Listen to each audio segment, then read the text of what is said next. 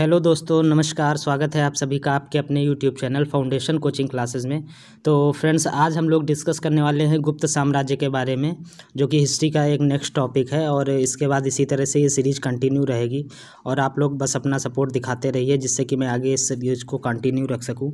तो चलिए friends, start करते हैं वीडियो को विदाउट वेस्टिंग एनी टाइम। तो आज हम लोग पढ़ेंगे गुप्त साम्राज्य। गुप्त साम्राज्य जो है, इसे प्राचीन भारत का स्वर्णकाल भी कहा जाता है।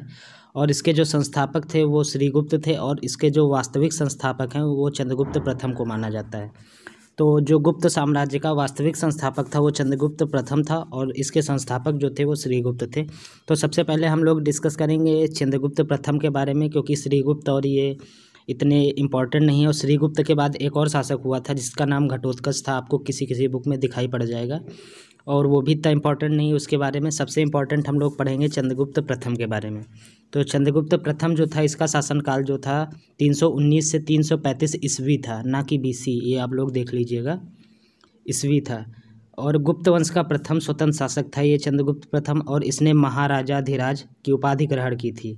ये उपाधियां आप लोगों से अक्सर पूछी जाती हैं, तो उपाधियों को आप लोग अच्छे से माइंड कर लीजिएगा। चंद्रगुप्त प्रथम जो था, इसको महाराजाधिराज की उपाधि मिली थी। और गुप्त संवत की स्थापना इसी ने की थी। और गुप्त संवत तथा शक संवत के बीच 241 वर्षों का अंतर है। गुप्त वर्ष में सर्वप्रथम चंद्रगुप्त प्रथम ने सोने के सिक्के चलवाए थे। सोने के सिक्के जो थे वो गुप्त वंश में सर्वप्रथम चंद्रगुप्त प्रथम ने ही चलवाए थे। फिर उसके बाद बात करते हैं समुद्रगुप्त की। चंद्रगुप्त प्रथम के बाद उसका पुत्र जो था ये समुद्रगुप्त शासक बना। और विंसेंट स्मिथ जो थे, एक ये इतिहासकार हैं, विंसेंट स्मिथ ने समुद्रगुप्त को भारत का नेपोलियन कहा है। ये भारत का नेपोलियन वाला क्वेश्चन आप लोगों से अक्सर पूछा जाता है कि भारत का नेपोलियन किस शासक को कहा जाता है, तो समुद्रगुप्त को कहा जाता है। और इसका शासनकाल जो था वो 335 से 375 ईस्वी था। फिर देखते हैं नेक्स्ट पॉइंट, हरिशेड रचित प्रयाग प्रशस्ति। प्रयाग प्रशस्ति जो है ये एक अभिलेख है, हरिशेड द्वारा रचित है। इसमें समुद्रगुप्त की विजयों की जानकारी मिलती है विस्तृत। और समुद्रगुप्त जो था एक ये कवि भी था, कविराज नाम से कविताएं लिखा करता था, और एक सिक्के पर उसे वीणा बजाते हुए भी दिखाया गया है, जिससे इसके साहित्य के प्रति लगाव का पता चलता है। फिर देखते हैं हम चंद्रगुप्त द्वितीय, जिसका नाम चंद्रगुप्त विक्रमादित्य भी है। इसको हम चंद्रगुप्त विक्रमादित्य के नाम से भी जानते हैं।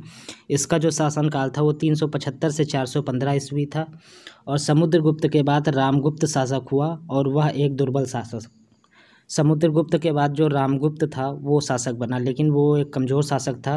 तो उसके बाद जो था चंद्रगुप्त द्वितीय शासक बना, और इसे ही हम चंद्रगुप्त विक्रमादित्य भी बोलते हैं। इसके अन्य नामों की अगर बात करें तो इसका अन्य नाम में देवराज, देवगुप्त और देवश्री था। और उपाधियों की अगर बात करें तो विक्रमांक, विक्रमादित्य, परम भागवत, ये उपाधियाँ इसने धारण की थी। फिर देखते हैं नेक्स्ट पॉइंट, तो चंद्रगुप्त द्वितीय के शासनकाल में साहित्य और कला का स्वर्णयुग कहा जाता है। चंद्रगुप्त द्वितीय का जो शासनकाल था वो साहित्य और कला की दृष्टि से इसे भारत का स्वर्णयुग कहा जाता है। फिर देखते हैं नेक्स्ट पॉइंट, चंद्रगुप्त द्वितीय की विजयों का उल्लेख उसके उदयगिरी गुहालेख से मिलता है। चंद्रगुप्त द्वितीय की जो विजयों का उल्लेख है वो उदयगिरी गुहालेख से प्राप्त होता है। और उसके दरबार में नवरत्न थे, और नवरत्नों में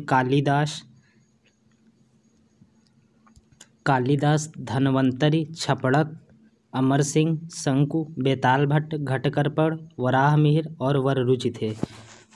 अकबर के दरबार में भी इसी तरह से नवरत्न थे। और ये नवरत्न, इसमें जो कालिदास जी जो थे हमारे एक बहुत ही प्रसिद्ध कवि हैं, और धन्वंतर जो थे ये आयुर्वेद और चिकित्सा के बहुत बड़े आयुर्वेद माने जाते हैं। और वराहमिहिर जो थे ये खगोलविद थे, बहुत फेमस।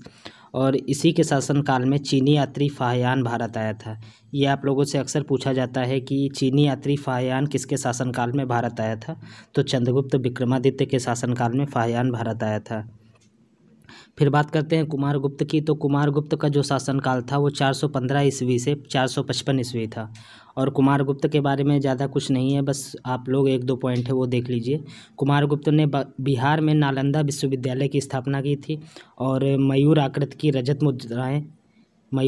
की रजत मुद्राएं कुमारगुप्त ने ही प्रचलित की थी गुप्त वंश में सबसे पहले।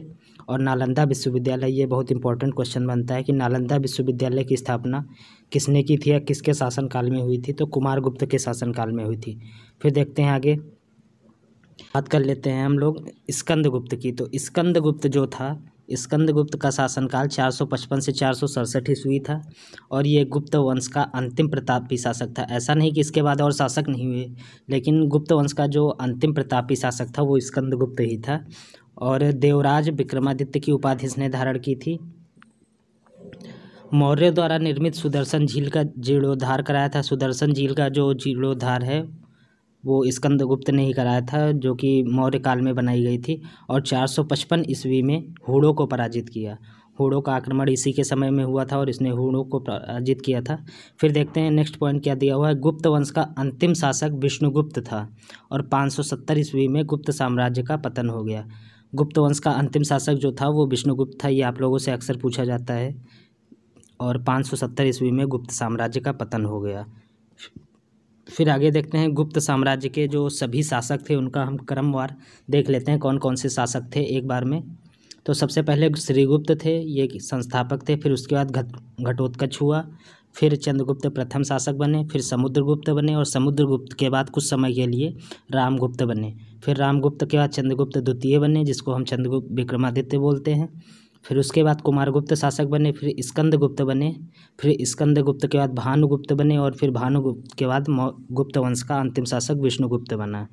ये सीरियल है, आप लोग देख लीजिएगा। इसमें ये भानुगुप्त और रामगुप्त इन शासकों का आपको उल्लेख बुक्स में नहीं मिलेगा और ये इतने इम्पोर्टेंट में नहीं, फिर भी आप लोग इनको देख लीजिएगा। फिर उसके बाद आगे बात करते हैं, कुछ इम्पॉर्टेंट पॉइंट जो रह गए हैं डिस्कस कर लेते हैं, जो कि सीधे इनसे आपसे क्वेश्चन पूछा जाता है। ये बहुत ही इंपॉर्टेंट पॉइंट हैं, आप लोग अच्छे से इनको देख लीजिएगा, क्योंकि अधिकतर क्वेश्चन गुप्त काल में अगर बनेंगे तो यहीं से बनेंगे। तो पहला पॉइंट दिया हुआ है, कायस्थ जाति का प्रथम वर्णन जो है गुप्त काल में ही मिलता है, कायस्थ जाति का, क्योंकि ये जो जातियों का विभाजन था ये गुप्त काल से ही स्टार्ट हुआ था। तो कायस्थ जाति का प्रथम वर्णन जो है वो गुप्त साम्राज्य में ही मिलता है, गुप्त काल में। और महिलाओं की जो स्थिति थी वो निम्न थी। 510 एडी में भानुगुप्त के आरण्य अभिलेख से सती प्रथा का पहला वर्णन मिलता है। सती प्रथा का जो पहला वर्णन है वो गुप्त काल से ही मिलता है, भानुगुप्त के शासनकाल से। आरण्य अभिलेख से इसका पता चलता है। फिर नेक्स्ट पॉइंट दिया हुआ है, अर्थव्यवस्था का आधार कृषि था। गुप्त साम्राज्य में अर्थव्यवस्था का जो मुख्य आधार था वो कृषि था। और ताम्रलिप्ति जो था ये गुप्त काल का प्रमुख बंदरगाह था और उज्जैन जो था ये प्रमुख व्यापारिक केंद्र था। फिर बात करते हैं नेक्स्ट पॉइंट, तो सोने के सिक्कों को दीनार, ये दीनार वाला पॉइंट आप लोग बहुत इंपॉर्टेंट है, इसको देख लीजिएगा। फिर चांदी के सिक्कों को रुपये का बोला जाता था। तो क्वेश्चन आपसे पूछा जाता है कि गुप्त काल में सोने के सिक्कों को क्या कहा जाता था। तो सोने के सिक्कों को दीनार बोला जाता था। और गुप्त शासक जो थे वो वैष्णव धर्म को मानते थे, वैष्णव धर्म के अनुयायी थे गुप्त शासक जो थे। और मंदिरों का निर्माण जो था इसी काल में प्रारंभ हुआ था, जो कि नागर शैली में मंदिर का निर्माण किया जाता था गुप्त काल में।